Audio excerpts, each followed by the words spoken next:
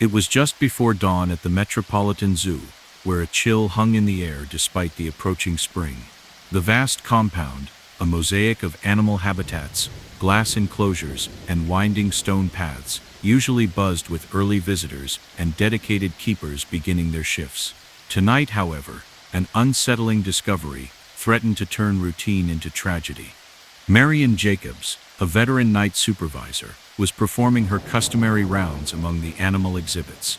The zoo, with its lush tropical house, arid desert diorama, and expansive African savanna area, was quiet except for the soft rustle of leaves and the distant roar of a caged lion. Marian's flashlight cut through the darkness as she navigated the serpentine paths, its beam landing on vivid murals and decades-old plaques commemorating the zoo's storied past. As she passed the primate enclosure, a place she had often found comfort in amid the gentle chatter of orangutans, Marian's eyes were drawn to an area near the reptile house. There, in a narrow, seldom visited corridor, something was amiss. At first it was a shape barely visible against the concrete wall. Then, as she drew near, the beam of her flashlight revealed a body lying face down on the cold, rough floor. Marian froze. The man's clothes, once neat and purposeful, were disarrayed and stained with dark patches of blood. His limbs were limp, and his eyes, wide open in final astonishment, stared vacantly upward. Clutched in his left hand was a torn scrap of paper, its edges curling from exposure to the chill air. There was no dramatic message, just a short string of numbers and letters that looked like a hastily scribbled code. With trembling hands, Marian dialed 911 and reported the discovery. Within minutes, the sound of approaching sirens and hurried voices filled the corridor. Uniformed officers and forensic experts, their faces set in professional calm, swarmed the scene. In the midst of the subdued chaos, Detective Imogen Price arrived. Imogen was known for her ability to piece together clues from the smallest detail, and as she stepped into the narrow corridor near the reptile house, the interplay of artificial light and shadow seemed to whisper secrets of its own. She knelt beside the body, and gloved in latex, carefully retrieved the scrap of paper. Every detail was noted in her well-worn notebook: the position of the body, the pattern of blood, the faint imprint of the victim's shoe in the damp concrete, and even the moisture that had begun to dry on the paper's fragile surface. The victim was later identified as Kenneth Hayes, a mid-level operations manager at the zoo known for his punctuality and an unwavering commitment to the institution's well-being. Friends described him as methodical and reserved, a man who cared deeply about every aspect of the zoo's function, from the upkeep of the animal enclosures to the accuracy of the financial records. That night, however, Kenneth's life had ended in a way that was as enigmatic as it was brutal, leaving behind more questions than answers. Detective Price decided not to force a linear narrative immediately. Instead, she began gathering accounts from those who had been present in the zoo that night. Her first interview took place in the humid foyer of the reptile house, where she met with Diego Morales, one of the junior keepers.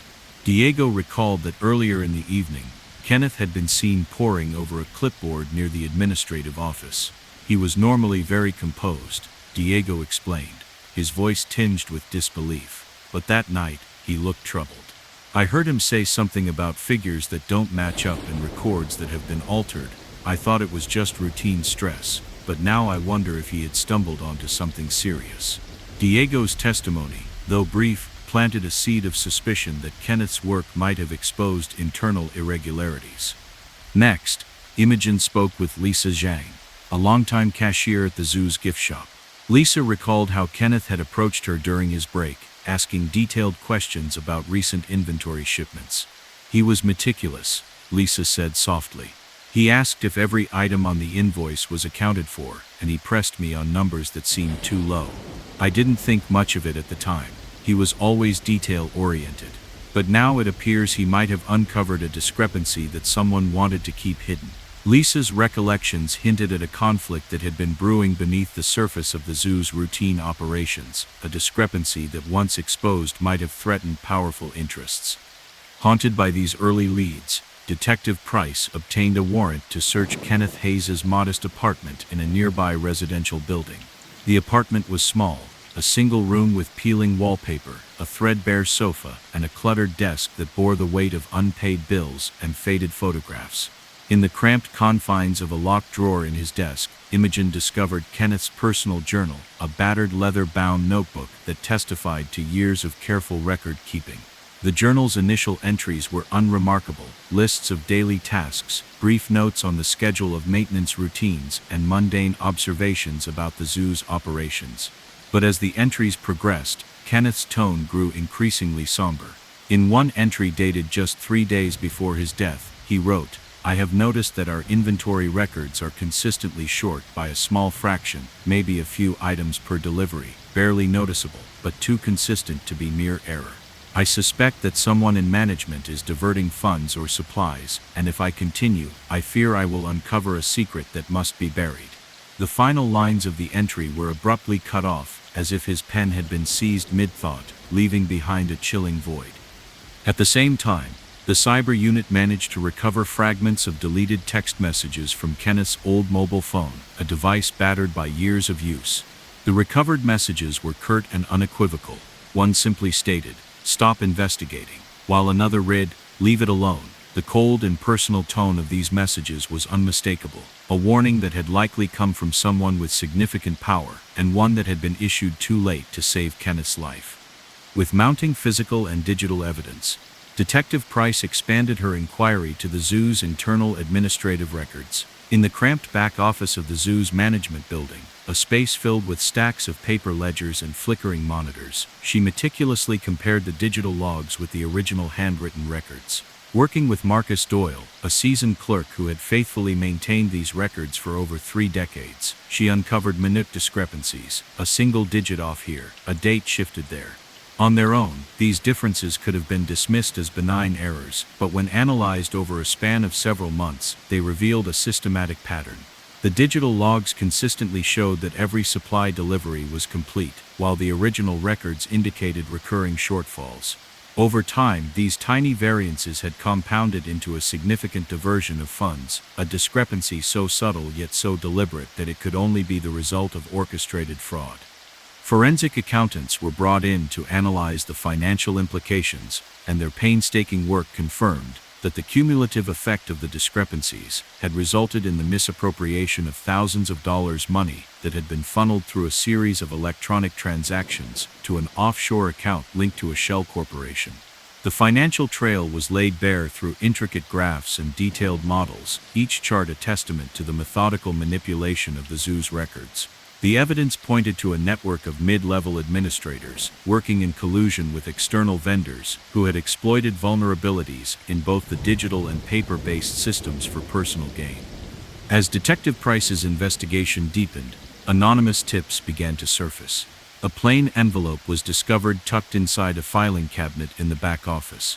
Its typed note read, "Every figure reveals a truth." Another tip arrived via a secure email address, its message bluntly stating, "Cease your inquiry." Though brief, these messages carried an unmistakable air of menace, a clear indication that those responsible were watching, ready to silence any further probing. Federal agents, alerted to the potential breadth of the corruption, joined the investigation. Their state-of-the-art digital forensic tools enabled them to reconstruct a nearly complete timeline of the deleted messages from Kenneth's phone, revealing that the warnings had grown increasingly frequent in the final days before his murder. At the same time, forensic accountants produced detailed financial models that mapped out the cumulative misappropriation of funds, demonstrating that the discrepancies were part of a systematic, deliberate cover-up. The combined evidence formed a damning mosaic. A network of insiders had been siphoning off resources, and when Kenneth's meticulous inquiry threatened to expose their secret, they silenced him without hesitation. Detective Price compiled all her findings into a comprehensive report, a voluminous dossier, spanning over 400 pages, filled with photographs of the crime scene, scans of pages from Kenneth's journal, digital reconstructions of the deleted messages, and intricate financial charts that traced the diverted funds to their hidden destination. The report presented a clear narrative. For years, a group of mid-level administrators within the zoo's management had manipulated both digital and handwritten records to conceal small recurring shortfalls in supply orders. These minor discrepancies, when aggregated, had led to the diversion of a substantial sum of money into an offshore account. When Kenneth discovered this pattern and began to document it, his investigation threatened to expose the fraud, and that exposure proved fatal. The district attorney, appalled by the implications for public trust and the integrity of the zoo's operations, convened a grand jury in the county courthouse, a stark building with cold, unyielding walls that had borne witness to many pivotal cases. Over several grueling sessions that extended deep into storm-riddled nights, expert witnesses testified about the digital forensic methods used to recover the deleted messages, the statistical analyses that confirmed the improbability of accidental discrepancies, and the forensic accounting that traced the misappropriated funds. Their combined testimonies were delivered with technical rigor and unbending resolve. After extensive deliberation, the grand jury returned indictments on multiple charges, including fraud, conspiracy, and accessory to homicide, charges that directly linked the systematic manipulation of records to the murder of Kenneth Hayes. The trial was a marathon legal process unfolding over several weeks in a crowded courtroom filled with zoo staff, community members, legal experts, and a throng of journalists hungry for the truth.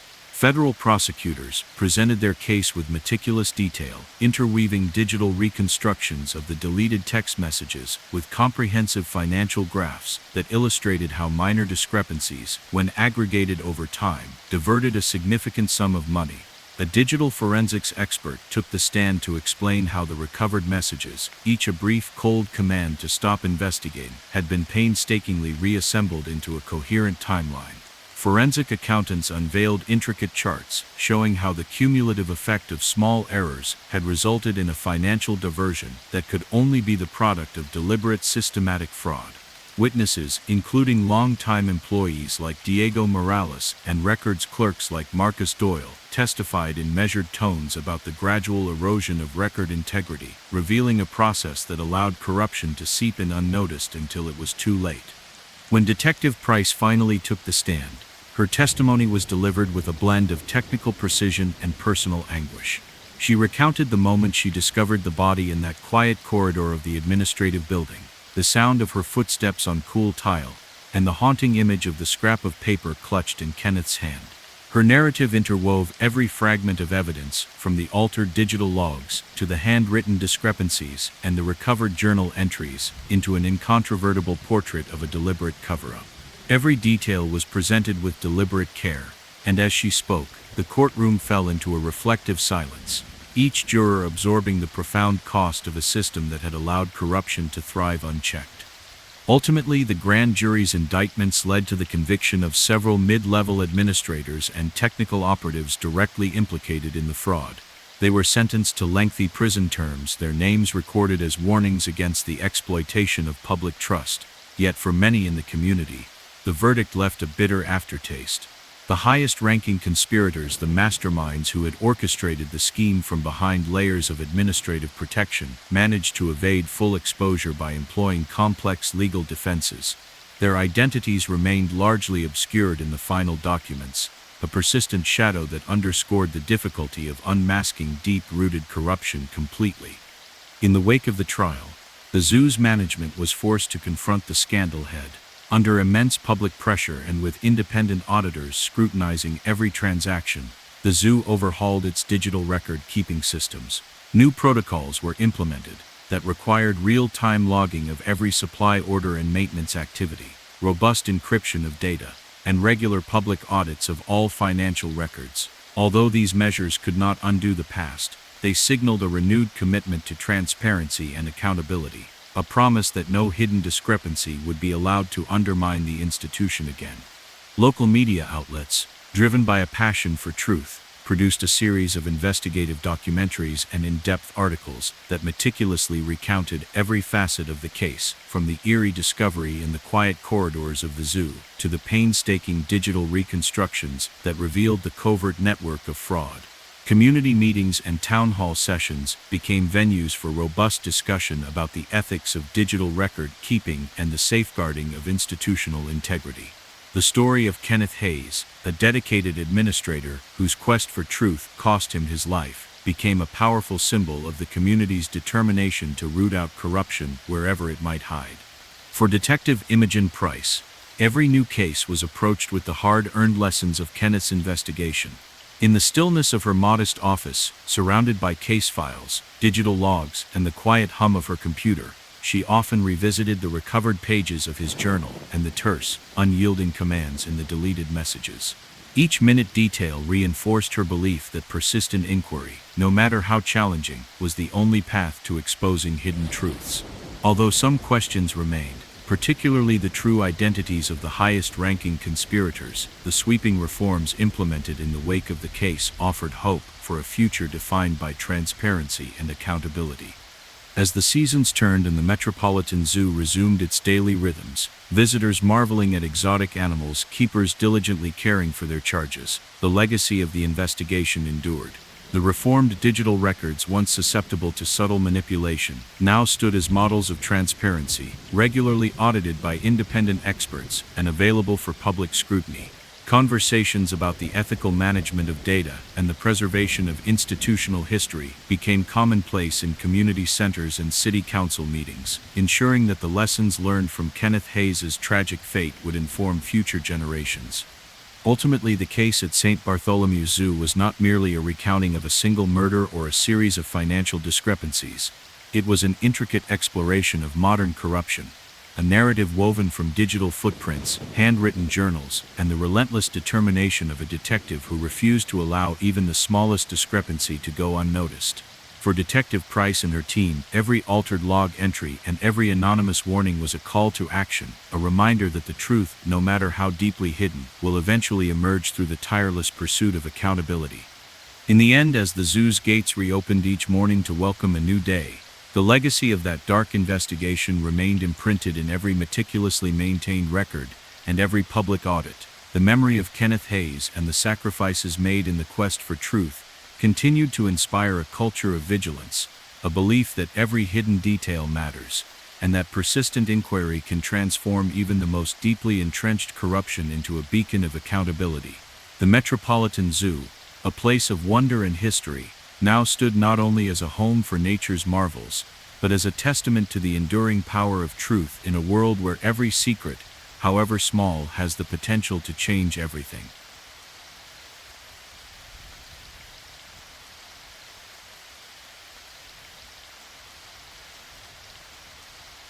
The Natural History Museum stood as a monument to time, a vast repository of ancient bones, glittering minerals, and the echoes of forgotten epochs.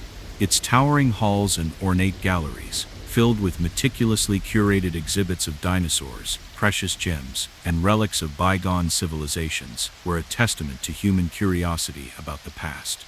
On one crisp winter evening, as soft light filtered through frosted windows and visitors trickled out into the darkening city, a discovery in one of the museum's quiet storage rooms would send shockwaves through both the institution and the community. In the secluded basement of the museum, where rarely anyone ventured after closing, Jasmine Lee, the night custodian known for her diligence and quiet observation, was making her routine rounds. The corridors of the storage area were lined with dusty crates, old display cases, and faded labels detailing artifacts collected over generations. The air was cool and tinged with the scent of aged paper and metal. As Jasmine passed a row of locked cabinets and forgotten filing boxes, a strange shape caught her eye, a dark patch against the concrete floor that did not belong amidst the orderly chaos of stored memorabilia. Drawing closer, Jasmine's flashlight revealed a body lying crumpled on the cold, worn floor. The man was dressed in a crisp, albeit rumpled, suit and a faded tie, a stark contrast to the environment of antiquities and storage. His face was frozen in an expression of shock, his eyes staring unseeing at the low ceiling. In his right hand, as if clutched until the very end, was a small scrap of paper, its edges damp and the ink smeared into an indistinct pattern. Jasmine's heart raced as she fumbled for her radio to call for help, her voice trembling in the silence of the storage room. Within minutes, the quiet basement was filled with the sound of approaching sirens and hurried footsteps. Uniformed officers and forensic specialists swarmed the area, their steady, deliberate movements a counterpoint to the grim scene before them. Every detail was recorded: the precise position of the body near a row of ancient filing cabinets, the pattern of footprints in the thin layer of dust on the floor, and even the tiny scrap of paper that now lay as a silent testament in the victim's grasp. It was immediately clear that this was no accident. The scene had been arranged with a deliberate order that hinted at premeditation. Detective Marissa Chen, known for her resourcefulness and meticulous attention to detail, was assigned to the case. Arriving at the museum under a sky gradually deepening to navy blue, she stepped into the storage area with a measured calm. The cool, dim light from a few overhead bulbs cast long, eerie shadows among the stacks of old records and artifacts. Marissa knelt beside the body, her gloved hands carefully lifting the scrap of paper from the victim's grasp.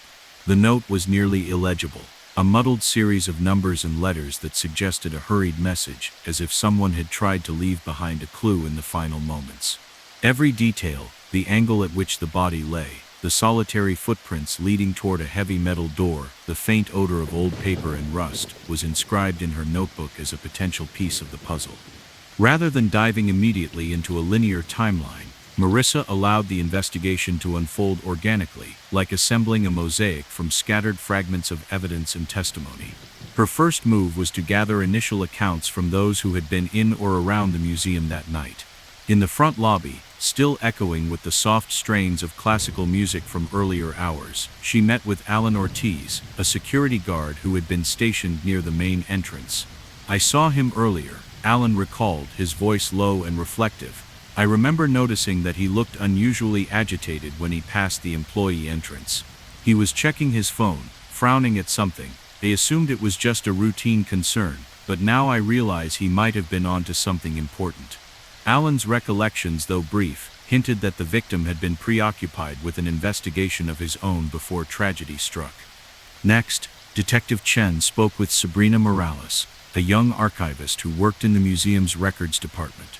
Sabrina explained that she had noticed the victim, later identified as Dr. Edwin Price, several days before his death. Dr. Price was always meticulous. "He kept our records in perfect order," Sabrina said, her eyes downcast as if recalling a painful memory.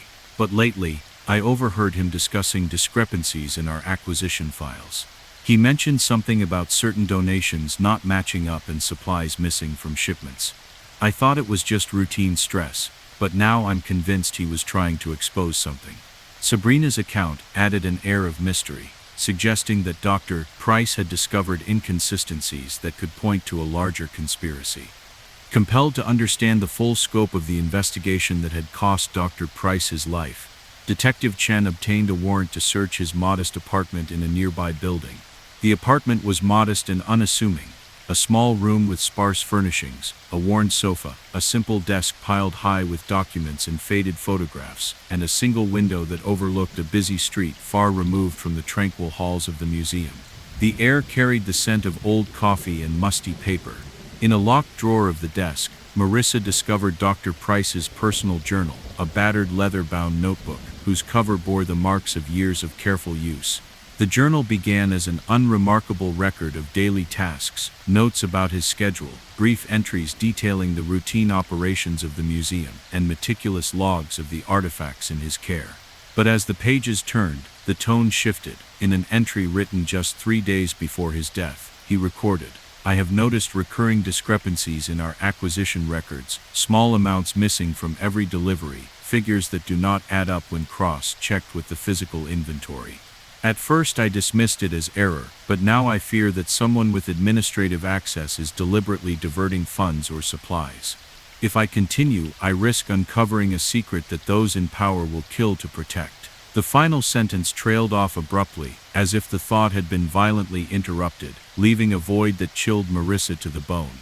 At the same time, the cyber unit managed to recover fragments of deleted text messages from Dr. Price's aging mobile phone, a device with a cracked screen and keys worn smooth by long hours. The recovered messages were blunt and unembellished. One message simply said, "Stop investigating," and another warned, "Cease your inquiry."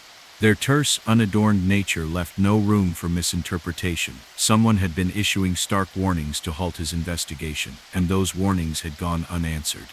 Determined to follow every thread, Detective Chen shifted her focus to the museum's administrative records. With permission from the director, she accessed both the current digital logs and the original handwritten ledgers housed in a locked filing cabinet in the basement archives. Working side by side with an experienced records clerk named Martin, whose decades-long service lent him an intimate knowledge of every transaction, she began comparing the two sets of records. The differences were subtle, a digit altered here, a date adjusted there, but when these minute discrepancies were analyzed over several months, they revealed a disturbing pattern. The digital logs consistently reported that every donation and supply order was complete, while the original ledgers recorded recurring shortfalls, tiny amounts missing that, when aggregated over time, amounted to a significant diversion of funds. Forensic accountants were brought in to trace the financial impact, and their painstaking analysis confirmed that the cumulative effect of these minor adjustments had resulted in the misappropriation of a substantial sum. The money once intended for the upkeep of the museum's exhibits and preservation of its historical artifacts had been channeled through a labyrinth of electronic transactions into an offshore account associated with a shell corporation. The financial evidence was irrefutable. Detailed charts and graphs produced by the accountants illustrated how each small discrepancy contributed to a larger pattern of fraud, a pattern that could only have been the result of deliberate, systematic manipulation. The data pointed to a network of mid-level administrators within the museum's management who had exploited vulnerabilities in both digital and paper-based record-keeping systems, colluding with external vendors to siphon off funds and hide the truth. As the investigation progressed, anonymous tips began to surface. A plain envelope was left on a desk in the administrative office, its typed note stating simply, "Every number tells a truth." Another tip, sent via a secure email from an untraceable address, bluntly warned, "Stop your inquiry." Though the messages were brief, their tone was unmistakably menacing, a clear signal that those behind the fraud were watching closely and were prepared to take drastic measures to keep their scheme hidden. Federal agents, alerted by the mounting evidence and the scope of the potential corruption, joined the investigation. Their state-of-the-art digital forensic tools enabled them to reconstruct a nearly complete timeline of the deleted messages from Dr. Price's phone, revealing that the warnings had escalated sharply in the final days before his death. Concurrently, forensic accountants produced intricate models and detailed graphs that mapped out the cumulative misappropriation of funds, each minor discrepancy a pixel in a much larger damning picture. The combined evidence formed a damning mosaic, a systematic cover-up that had siphoned off resources over a prolonged period, culminating in the murder of a man who had dared to uncover the truth. Detective Chen compiled all her findings into a comprehensive report, a voluminous dossier spanning over 400 pages. The report interwove photographs of the crime scene in the quiet storage room of the museum, scans of pages from Dr. Price's journal, digital reconstructions of the deleted text messages, and detailed financial analyses that traced the diverted funds to their hidden destination. The dossier presented a coherent narrative for years. Subtle discrepancies in the museum's administrative records had been deliberately engineered to divert resources into an offshore account. When Dr. Price began to document these irregularities, his investigation threatened to expose a deeply embedded network of corruption. In response, those responsible had taken drastic measures to silence him. The district attorney, profoundly troubled by the evidence and its ramifications for public trust in cultural institutions, convened a grand jury in the county courthouse, a modern building with reflective glass and an uncompromising history of delivering justice. Over several marathon sessions that stretched deep into storm-racked nights, expert witnesses testified about the digital forensic methods that recovered the deleted messages, the statistical techniques that demonstrated the improbability of random discrepancies, and the forensic accounting that traced the misappropriated funds to an offshore account associated with a shell corporation. Their combined testimonies were delivered with technical precision and resolute determination. After extensive deliberation, the grand jury returned indictments on multiple charges, including fraud, conspiracy, and accessory to homicide, charges that directly linked the systematic record manipulation to the murder of Dr. Edwin Price. The ensuing trial was a grueling legal marathon that unfolded over several weeks in a packed courtroom filled with museum staff, local residents, scholars, and a swarm of journalists. Federal prosecutors presented their case with unwavering clarity, interweaving digital reconstructions of the deleted text messages with detailed financial charts that illustrated the cumulative impact of the discrepancies over time. A digital forensics expert took the stand, explaining how the recovered messages, each a curt command to stop investigating, had been painstakingly reassembled into a timeline that escalated in urgency as the investigation deepened. Forensic accountants unveiled intricate graphs that charted the gradual diversion of funds, each minute error contributing to a substantial total that could only be the result of deliberate fraud. Witness after witness, including longtime employees and archivists like Martin, testified in measured tones about the slow, imperceptible erosion of record integrity that had allowed corruption to thrive undetected. When Detective Chen finally took the stand, her testimony was a masterful blend of technical detail and personal anguish. She described with careful precision the moment she discovered the body in that quiet, dimly lit storage room, the sound of her footsteps echoing on the cold, tiled floor, the subtle scent of old paper mingled with disinfectant, and the haunting scrap of paper clutched in Dr. Price's hand. Her narrative wove together every fragment of evidence, from the altered digital logs and handwritten discrepancies to the recovered journal entries and terse text messages, forming an unassailable portrait of systematic corruption. Her measured tone, interspersed with moments of palpable sorrow, left the courtroom in a heavy silence as each detail underscored the tragic cost of exposing the truth. Ultimately, the grand jury's indictments resulted in the conviction of several mid-level administrators and technical operatives directly implicated in the fraud.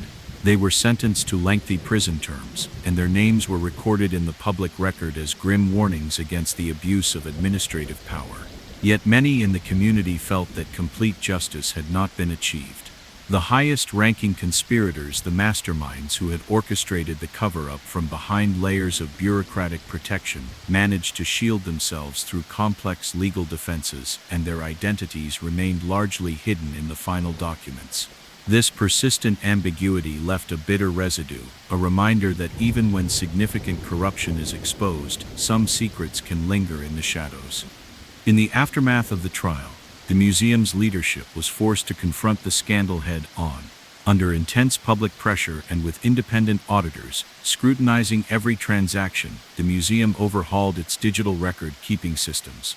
New protocols mandated real-time logging of every donation, supply order, and maintenance action. Advanced encryption was implemented, and periodic public audits were instituted to ensure that no detail could ever be altered without accountability.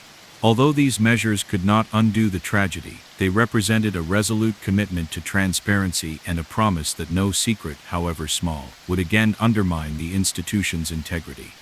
Local media outlets, driven by a passion for investigative reporting, produced a series of in-depth documentaries and detailed articles that chronicled every facet of the case, from the eerie discovery in the quiet storage room to the painstaking digital reconstructions that unveiled a covert network of corruption. Public forums and town hall meetings sprang up in community centers, where citizens, scholars, and civic leaders debated the ethics of digital record-keeping and the imperative of safeguarding institutional trust. The story of Dr. Edwin Price, a man whose steadfast dedication to uncovering the truth cost him his life, evolved into a powerful emblem of accountability, a rallying cry for those who believed that every unaccounted detail, every subtle discrepancy, could ultimately expose a vast network of deceit. For Detective Marissa Chen, the case remained a defining chapter, a constant reminder that the pursuit of truth is a marathon, not a sprint, and that even the smallest anomaly can serve as a window into deeper corruption. In the quiet hours after long nights of work, in her modest office illuminated by the soft glow of a desk lamp, she would often revisit the recovered pages of the journal and study the reconstructed text messages with meticulous care. Each detail, a slightly altered ledger entry, a terse warning from a deleted message, reinforced her belief that persistent inquiry is essential to justice and that every hidden secret, no matter how minor, deserves to be exposed. In the years that followed, the legacy of the investigation reshaped not only the museum's internal operations, but also the community's broader approach to transparency. The reformed digital record-keeping systems, once vulnerable to subtle manipulation, now stood as models of accountability, regularly audited by independent experts and accessible to any concerned citizen. Public discussions about the ethical management of data and the protection of historical records became a common feature at local universities and community centers. The case of Dr. Price became a cornerstone of academic debates and a potent symbol for reform, a reminder that every figure, every detail is crucial in the relentless quest for truth. While some aspects of the conspiracy remain shrouded in mystery, particularly the true identities of the highest-ranking conspirators, who continued to hide behind legal complexities, the sweeping reforms implemented in the wake of the trial provided a beacon of hope. New employees were rigorously trained in ethical data management, and independent oversight committees were established to ensure continuous monitoring of every transaction. The memory of Dr. Edwin Price and the painstaking investigation that exposed a covert network of corruption continued to inspire a renewed commitment to accountability across the community. As winter deepened outside, and the stained glass windows of the museum glowed softly with the colors of bygone eras, the legacy of that long-ago investigation endured. The reformed digital systems, fortified by cutting-edge technology and rigorous public oversight, stood as a lasting testament to the belief that no secret, however carefully concealed, can escape the persistence of truth. In every public audit, every detailed review of records, the memory of Dr. Price lived on. A quiet, unyielding reminder that even in the digital age, every hidden detail has the potential to reveal a vast network of deceit and to reshape the institutions we hold dear.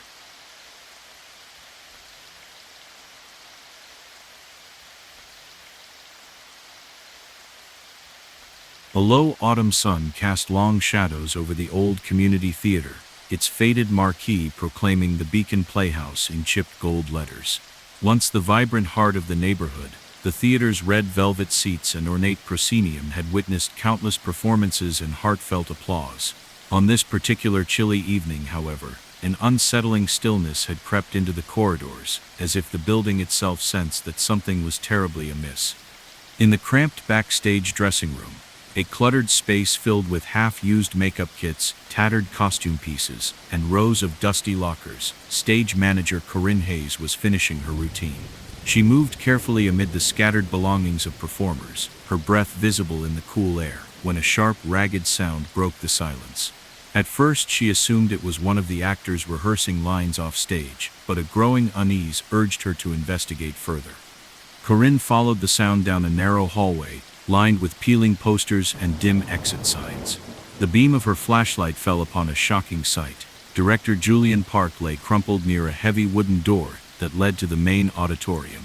His tailored blazer was disheveled and stained with dark smudges, and his eyes, once lively with creative passion, were frozen in a final wide-eyed stare. Clutched in his right hand was a torn scrap of paper, its ink blurred and its message indecipherable, a fleeting remnant of a desperate moment. Corinne's heart pounded as she fumbled for her phone, her voice trembling as she dialed 911. Within minutes, the theater's hush was shattered by the sound of sirens and the measured steps of uniformed officers. Forensic specialists in blue coveralls arrived swiftly, their cameras clicking and evidence markers placed with deliberate care.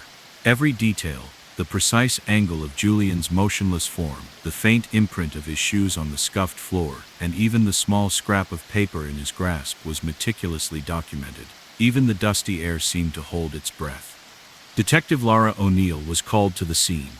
Renowned for her unorthodox methods and a knack for noticing what others overlooked, Laura arrived just as the theater's backstage lights flickered on in a feeble attempt to chase away the encroaching dark. Rather than rush immediately into interviews, she wandered slowly through the labyrinthine corridors of the playhouse, absorbing the surroundings. The rich scent of old wood and worn fabric mingled with the sharp tang of disinfectant. The soft echo of distant voices outside the auditorium contrasted with the oppressive silence here. She knelt beside Director Park's body, her gloved fingers gently lifting the scrap of paper from his grasp. The note, reduced to an indecipherable jumble of numbers and letters, offered no clear message, only the sense that someone had tried to leave a clue in haste. Rather than imposing a tidy chronology right away, Detective O'Neill allowed the investigation to develop in layers. In the lobby of the Beacon Playhouse, where old velvet drapes framed a once proud proscenium arch, she began gathering accounts from those who'd been present. At the concession stand where a tired janitor named Ramon had been closing up after the final show, he recalled an unusual tension. "I noticed Julian was pacing by the ticket booth earlier," Ramon said, his voice low. "He was checking his phone and scribbling in a small notebook. He looked more worried than usual, like he'd discovered something he shouldn't have. I thought he was just stressed about the opening night of a new play, but now I believe it was something more." His words, simple and hesitant, hinted at internal conflicts that had escalated beyond routine pressure. Later, in a quiet corner of the theater's lobby, Laura spoke with Olivia Brooks, a costume designer who had worked closely with the director for several seasons. "Julian was meticulous about every detail," Olivia recalled, her voice soft and trembling. "In the last few days, he kept mentioning that something in the theater's records didn't add up. The numbers for donations, the receipts for props, even the inventory for costumes. I thought he was just being thorough, but now it seems he was onto something that might have put him in danger." Olivia's recollection added an undercurrent of foreboding, suggesting that Julian had been investigating discrepancies that threatened to expose a larger secret. Compelled to delve deeper into the mystery, Detective O'Neill obtained a warrant to search Director Park's modest apartment, located in a small brick building a few blocks from the theater. The apartment was humble, a single room with sparse furnishings, a threadbare sofa, and a narrow window that looked out onto a busy street. The scent of stale coffee and old paper permeated the space. In a locked drawer of a battered desk, Lara discovered Julian's personal journal, bound in worn leather and filled with neat, deliberate handwriting. The journal began as an innocuous log of daily routines, notes on rehearsals, reminders for costume fittings, and brief reflections on the upcoming performance. However, as the pages advanced, Julian's tone shifted markedly. In one entry dated just 3 days before his death, he wrote, "I've noticed persistent discrepancies in our financial ledgers, small sums missing from donations, items unaccounted for in our inventory. It appears that someone with trusted access is manipulating the records for their gain. I fear that if I follow this trail, I might expose a secret that could put me in grave danger." The final lines were abruptly cut off, as if his pen had been snatched away mid-thought, leaving a haunting void that spoke volumes in its silence. Simultaneously, the cyber unit managed to recover fragments of deleted text messages from Julian's cell phone, a device with a cracked screen and worn keys that had seen countless rehearsals and late-night discussions. The recovered messages were stark and unadorned. One message simply read, "Cease your inquiry," while another stated, "Do not question further." Their terse, unembellished tone conveyed an unmistakable warning from an unknown source, suggesting that someone was determined to stop Julian from uncovering the truth. Determined to piece together the puzzle, Detective O'Neill expanded her investigation to the theater's administrative records.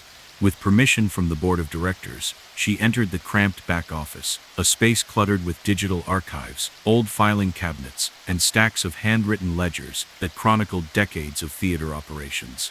Working alongside an experienced archivist named Felix, whose careful eye had preserved every record, Lara meticulously compared the current digital logs with the original paper records.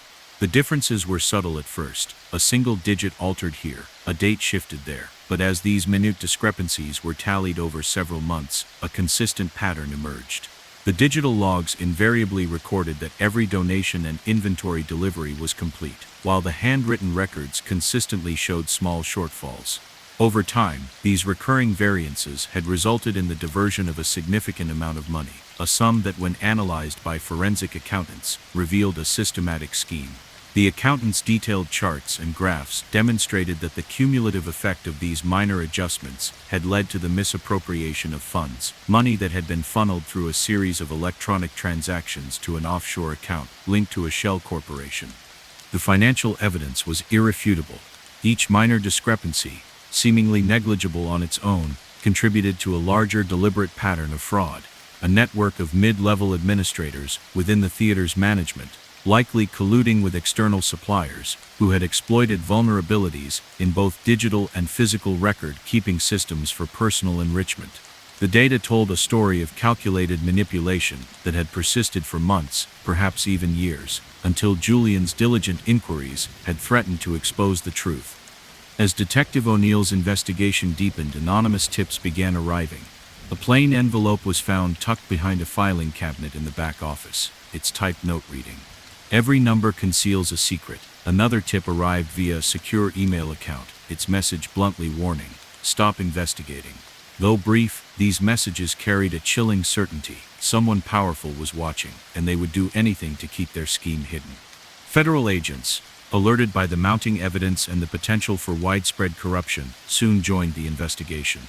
Their advanced digital forensic tools allowed them to reconstruct a nearly complete timeline of the deleted text messages from Julian's phone, revealing that the warnings had escalated in frequency in the final days before his death. Concurrently, forensic accountants produced intricate models and detailed graphs that mapped the incremental financial losses caused by the recurring discrepancies. The combined evidence formed a damning mosaic, a carefully orchestrated cover-up that had siphoned off a significant sum from the theater's funds, leaving behind a trail of deceit that culminated in Julian's murder.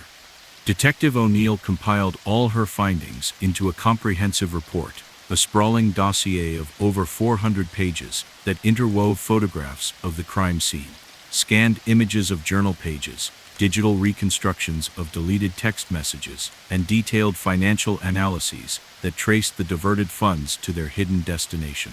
The report presented a coherent narrative. For years, subtle discrepancies in the theater's administrative records had been deliberately engineered to divert resources into an offshore account. When director Julian Park began documenting these irregularities, his investigation threatened to expose a deeply rooted network of corruption. In response, those involved had taken drastic measures to silence him, ending his life in a cold, calculated act of violence. The district attorney, disturbed by the gravity of the evidence and its implications for public trust in cultural institutions, convened a grand jury in the county courthouse, a stark modern building with an austere interior that had witnessed many landmark cases. Over a series of marathon sessions that stretched late into storm-racked nights, expert witnesses testified about the digital forensic methods used to recover the deleted text messages, the statistical analyses that demonstrated the improbability of random errors, and the forensic accounting that mapped the misappropriated funds to a shell corporation. Their combined testimonies were delivered with technical precision and unyielding resolve. After lengthy deliberation, the grand jury returned indictments on multiple charges, including fraud, conspiracy, and accessory to homicide, charges that directly linked the systematic record manipulation to the murder of director Julian Park. The trial that followed was a protracted, emotionally charged legal battle unfolding over several weeks in a crowded courtroom. Federal prosecutors presented their case with unwavering clarity, interweaving digital reconstructions of the deleted text messages with detailed financial charts that illustrated the cumulative impact of the discrepancies. A digital forensics expert took the stand and painstakingly explained how the recovered messages, each a stark command to cease inquiry, had been reassembled into a continuous timeline of escalating warnings. Forensic accountants unveiled intricate graphs demonstrating how minor discrepancies, when aggregated over time, diverted a significant sum of money from the theater's operating budget. Witnesses, including longtime employees and archivists, testified in measured, deliberate tones about the gradual erosion of record integrity, a slow process of manipulation that had allowed corruption to seep into every corner of the institution. When Detective O'Neill finally took the stand, her testimony was delivered with both technical detail and deep personal anguish. She recounted with deliberate care the moment she discovered Director Park's body in that shadowed backstage corridor, describing the cold tile beneath his weight, the faint imprint of his shoes on a puddle of spilled water, and the small scrap of paper clutched in his hand. Her narrative wove together every element of the investigation, from the altered digital logs and the handwritten discrepancies in the ledgers to the chilling messages recovered from his phone, forming an unassailable portrait of deliberate, systematic corruption. As she spoke, the courtroom fell into a profound silence, each juror absorbing the tragic cost of a system that had allowed even the smallest error to be exploited for personal gain. In the end, the grand jury's indictments led to the conviction of several mid-level administrators and technical operatives directly implicated in the cover-up. They received lengthy prison sentences, and their names were recorded in the public record as stark warnings against abusing institutional trust. Yet many in the community felt that full justice remained elusive. The highest-ranking conspirators, the masterminds who had orchestrated the fraudulent scheme, managed to shield themselves through complex legal maneuvers, and their identities remained largely hidden behind redacted documents. This lingering mystery cast a long shadow over the case, a bitter reminder that even when significant corruption is exposed, some secrets may persist in the dark recesses of power. In the wake of the trial, the leadership at the Beacon Playhouse was forced into a dramatic transformation. Under immense public pressure, and with independent auditors scrutinizing every transaction, the theater overhauled its digital record-keeping systems. New protocols were established that required real-time logging of every donation, every supply order, and every maintenance activity. Advanced encryption and periodic public audits were instituted, ensuring that no detail could ever be altered without accountability.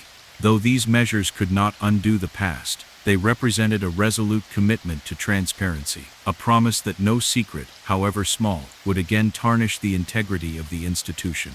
Local media outlets, driven by a steadfast dedication to investigative journalism, produced a series of documentaries and in-depth articles that meticulously chronicled every phase of the case, from the haunting discovery in the quiet corridors of the theater to the painstaking digital reconstructions that unveiled a covert network of corruption. Community forums and town hall meetings sprang up in local civic centers, where residents, scholars, and cultural advocates engaged in passionate debates about the ethics of digital record keeping and the imperative of safeguarding institutional integrity. The story of director Julian Park, a man whose unwavering pursuit of truth cost him his life, evolved into a powerful symbol of accountability and reform, a rallying cry for those determined to ensure that every discrepancy, no matter how minute, is scrutinized until the truth emerges. For Detective O'Neill, the case became a defining chapter in her career, a constant reminder that even in a world governed by digital data and complex administrative systems, the smallest detail can serve as the key to unlocking vast networks of corruption. In the quiet solitude of her modest office, where the soft glow of a desk lamp illuminated stacks of case files and digital logs, she would often reread the recovered pages of Julian's journal and examine the terse warnings extracted from his phone. Each carefully recorded observation reaffirmed her belief that persistent inquiry is essential to justice and that every hidden secret, however minuscule, has the potential to transform the institutions we trust. As winter deepened outside and the neon lights of the Beacon Playhouse flickered against the darkening sky, the legacy of that fateful investigation endured. The reformed digital systems, once vulnerable to manipulation, now stood as a testament to rigorous oversight, monitored by independent auditors and accessible to any concerned citizen. Public conversations about the ethical management of data and the preservation of institutional history became a regular feature at local community centers and in city council meetings, ensuring that the lessons of Director Park's tragic fate would inspire future generations. Ultimately, the case at the Beacon Playhouse was not merely a recounting of a single murder or a series of financial discrepancies. It was an intricate exploration of modern corruption, a narrative woven from digital fragments, handwritten records, and the relentless determination of a detective who refused to let even the smallest discrepancy escape notice. In the end, the transformation that followed, the sweeping reforms, the heightened vigilance, and the unwavering commitment to truth, became a legacy in its own right. As the theater's doors opened each day to welcome new audiences, its walls stood not only as a celebration of art and culture, but as a resolute reminder that accountability and transparency are the cornerstones of a just society.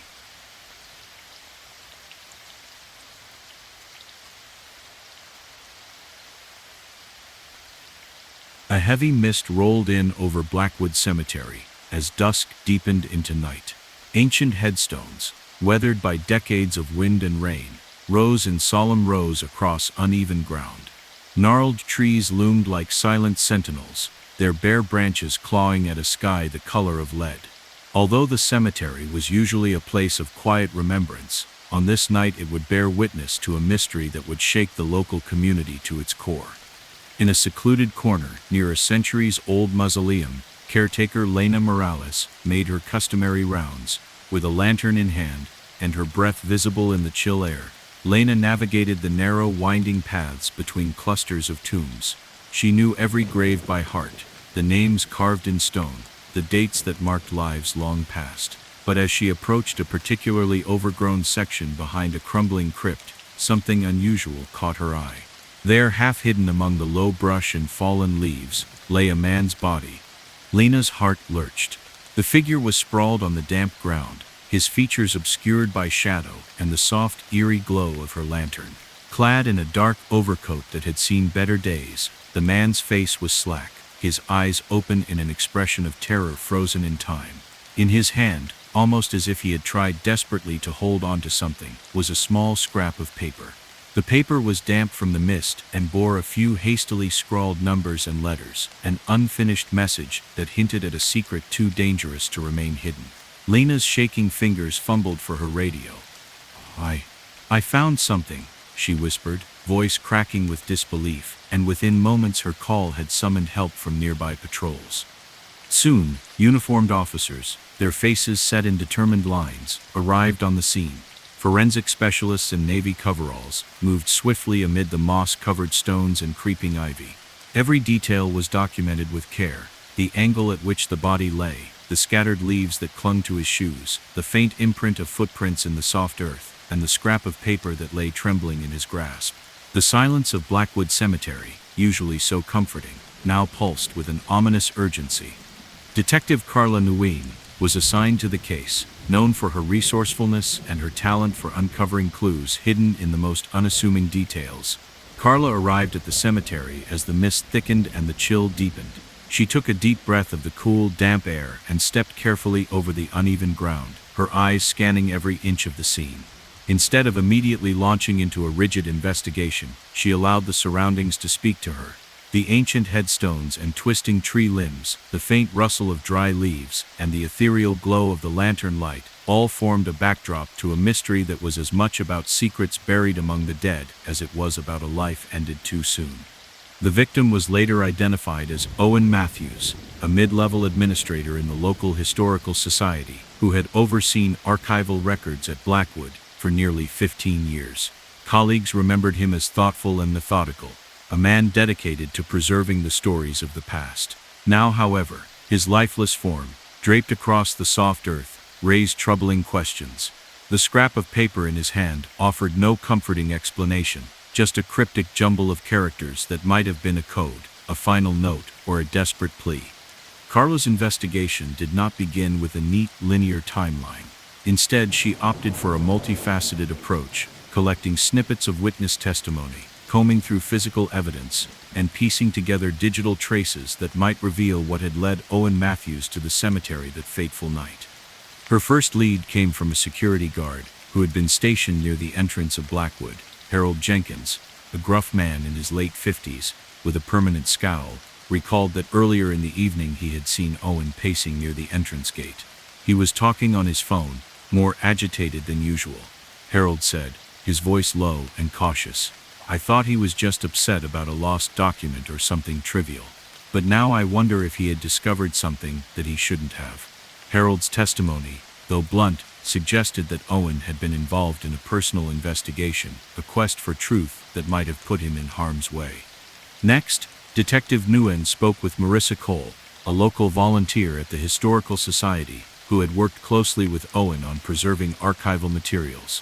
Marissa recalled that over the past few weeks, Owen had grown increasingly troubled. "He used to be so calm and measured," Marissa explained, her eyes glistening with sorrow. "But lately, he was obsessively checking our old records. He'd say things like, 'There's something not right in these numbers,' or 'the documents don't match the receipts.' I thought it was just his passion for accuracy, but now I fear he had uncovered a secret that someone didn't want revealed." Her words resonated with a deep sense of foreboding, suggesting that Owen had unearthed discrepancies that might have implicated someone powerful. Compelled by these early clues, Detective Nguyen obtained a warrant to search Owen Matthews' modest apartment in a nearby residential building. The apartment was small and unassuming, a single room with threadbare furniture, a scattering of personal photographs, and a desk piled high with papers, receipts, and old documents. The atmosphere was heavy with the scent of aged paper and lingering traces of coffee. In a locked drawer of an old oak desk, Carla discovered Owen's personal journal, a battered, leather-bound notebook filled with neat, deliberate entries. The early pages detailed his daily routine, his commute to the museum, his routine visits to the archives, and brief notes on the condition of various historical documents. However, as the entries progressed, the tone darkened noticeably. In one chilling entry, dated 3 days before his death, Owen wrote, "I have found discrepancies in the donation records, small amounts missing from each entry. At first I thought it was mere error, but now I fear it is deliberate. If I continue to probe, I might uncover a truth that those in power will kill to keep hidden." The final sentence ended abruptly, as if his pen had been snatched away mid-thought, leaving behind an unsettling silence on the page. Simultaneously, the cyber unit managed to recover fragments of deleted text messages from Owen's aging cell phone, a device with a cracked screen and keys worn by years of use. The recovered messages were stark and unadorned. One message simply read, "Stop investigating," while another stated, "Do not question further." The messages were curt and devoid of emotion, a cold, direct warning that had come too late to save him. Rather than forcing the events into a neat chronological order, Detective Nguyen allowed the investigation to branch out organically. With permission from the museum's administration, she turned her attention to the archival records that Owen had been studying, a vast trove of donation ledgers, handwritten receipts, and digital logs stored in the dark recesses of the museum's back office.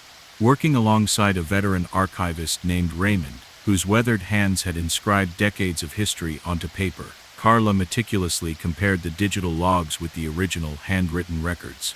The differences were slight, a single digit altered here, a minor date discrepancy there, but when aggregated over several months, they revealed a pattern too consistent to be accidental. The digital records consistently reported full donations and complete supply orders, while the handwritten logs showed recurring shortfalls, tiny amounts missing from every transaction that over time amounted to a significant diversion of funds. Forensic accountants were brought in to analyze the financial data, and their painstaking work confirmed that these discrepancies had led to the misappropriation of thousands of dollars, money that had been covertly funneled through a series of electronic transfers to an offshore account linked to a shell corporation. The financial evidence was damning. Detailed charts and graphs produced by the forensic team illustrated how seemingly insignificant discrepancies, when summed over time, created a substantial diversion of funds. The data pointed to a network of mid-level administrators within the museum's management who had exploited vulnerabilities in both the digital and physical record-keeping systems to siphon off resources for their own benefit.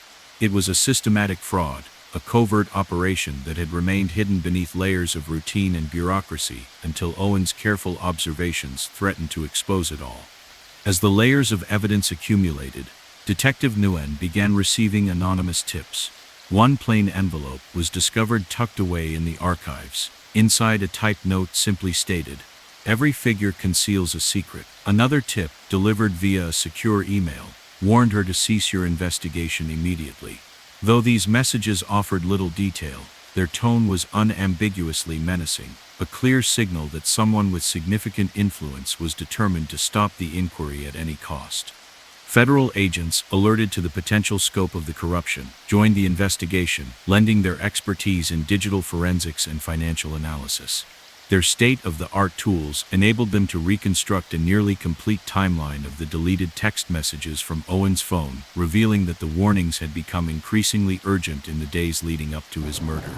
Concurrently, forensic accountants produced intricate models that traced the cumulative misappropriation of funds, each minor discrepancy, a small but damning brushstroke in a larger picture of systematic fraud. The combined evidence formed a damning mosaic over several years. A network of mid-level administrators, likely in collusion with external suppliers, had been manipulating both digital and handwritten records to divert a substantial sum of money, and when Owen's investigation threatened to expose them, his life was abruptly taken. Detective Nguyen compiled all her findings into an extensive report, a voluminous dossier spanning over 400 pages that interwove photographs of the crime scene in the quiet, echoing corridors of the museum, scans of pages from Owen's journal, digital reconstructions of the deleted text messages, and detailed financial analyses that traced the diverted funds to an offshore account. The report presented a coherent narrative, Subtle discrepancies in the museum's records were not innocent errors, but were deliberately engineered to siphon off resources. When Owen began to document these irregularities, his findings threatened to expose a deep-rooted network of corruption, a network that, in a ruthless bid to protect their secret, silenced him forever. Deeply disturbed by the evidence, the district attorney convened a grand jury at the county courthouse, a modern building with reflective glass and an unyielding commitment to justice. In a series of marathon sessions that stretched late into storm-riddled nights, expert witnesses testified about the digital forensic methods used to recover the deleted messages, the statistical analyses that demonstrated the improbability of random discrepancies, and the forensic accounting that traced the misappropriated funds to the offshore account. Their combined testimonies were delivered with technical precision and unrelenting determination. After lengthy deliberation, the grand jury returned indictments on multiple charges, including fraud, conspiracy, and accessory to homicide, directly linking the systematic manipulation of records to the murder of Dr. Owen Price. The trial that followed was a grueling legal process unfolding over several weeks in a crowded courtroom filled with museum staff, local residents, legal experts, and a swarm of journalists. Federal prosecutors presented their case with relentless clarity, interweaving digital reconstructions of the deleted text messages with detailed financial charts that illustrated the cumulative impact of the discrepancies over time. A digital forensics specialist took the stand to demonstrate how the recovered messages, each a curt command to stop investigating, had been painstakingly reassembled into a coherent timeline of escalating warnings. Forensic accountants unveiled intricate graphs that showed how minor errors, when aggregated over time, diverted a significant sum of money from the museum's operating budget. Witnesses, including longtime employees and archivists, testified in measured, deliberate tones about the gradual erosion of record integrity, a process so subtle that it had gone unnoticed until it was too late. When Detective Nguyen took the stand, her testimony was a blend of technical detail and personal anguish. She recounted, in painstaking detail, the moment she discovered the body in that silent storage room of the museum, describing the chill of the stone floor, the soft echo of her footsteps in the vast corridor, and the fragile scrap of paper clutched in the victim's hand. Her narrative wove together every fragment of evidence, from the altered digital logs and the handwritten discrepancies in the ledgers to the recovered pages of Owen's journal and the terse text messages, forming an unassailable portrait of deliberate, systematic corruption. Each word was measured, every observation deliberate, leaving the courtroom in a heavy, reflective silence as the magnitude of the fraud settled in. In the end, the grand jury's indictments resulted in the conviction of several mid-level administrators and technical operatives directly implicated in the scheme. They were sentenced to lengthy prison terms, and their names were recorded in public documents as stark reminders of the perils of exploiting institutional trust. Yet many in the community felt that full justice was still elusive.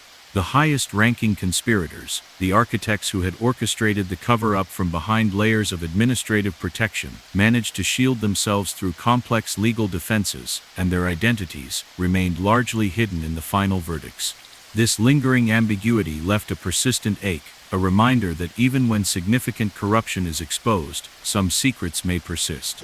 In the aftermath of the trial, the museum's leadership was forced to confront a new reality. Under intense public pressure, and with independent auditors scrutinizing every transaction, the museum overhauled its digital record-keeping systems. New protocols were instituted that required real-time logging of every donation, supply order and maintenance expense, and robust encryption measures were implemented alongside regular, publicly accessible audits. Although these reforms could not undo the tragedy, they signaled a renewed commitment to transparency and accountability, a promise that no hidden detail would be allowed to undermine the institution again. Local media outlets, driven by an unwavering dedication to investigative journalism, produced a series of documentaries and detailed articles that chronicled every facet of the case, from the haunting discovery in the storage room to the painstaking digital reconstructions that unmasked a covert network of fraud.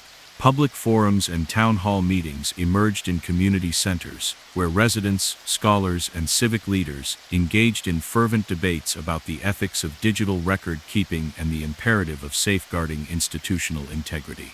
The story of Dr. Owen Price, a man whose pursuit of truth cost him his life, became a rallying cry for reform, a powerful symbol of the community's determination to expose corruption wherever it might lurk. For Detective Nguyen, every new case was approached with the hard-earned lessons of this investigation etched deeply into her mind. In the quiet hours of early morning, in her modest office illuminated by the soft glow of a desk lamp and the gentle hum of her computer, she often revisited the recovered pages of the journal and re-examined the digital traces of deleted messages. Each detail, a slightly altered ledger entry, a terse directive from a message, reinforced her belief that the unyielding pursuit of truth is the only path to justice, and that even the smallest inconsistency can reveal a vast network of deception. As the seasons changed, and the museum once again welcomed visitors to marvel at its treasures, the legacy of that investigation endured in the broader community. The reformed digital systems, once vulnerable to subtle manipulation, now stood as paragons of transparency, regularly audited by independent experts and accessible to any concerned citizen. Public conversations about the ethical responsibilities of digital data management and the protection of historical records became commonplace at local universities and civic centers, ensuring that the lessons learned from Dr. Price's tragic fate would resonate for years to come. Ultimately, the case at the Natural History Museum was more than a recounting of a single homicide or a series of financial discrepancies. It was a complex exploration of modern corruption, a narrative woven from digital evidence, meticulous financial analysis, and the unwavering determination of an investigator who refused to let even the smallest detail go unnoticed. In the end, the sweeping reforms that followed, the heightened vigilance among staff, and the collective commitment of the community to scrutinize every record became a lasting legacy, a reminder that every hidden secret, no matter how minute, holds the power to expose a network of deceit and inspire a future built on transparency.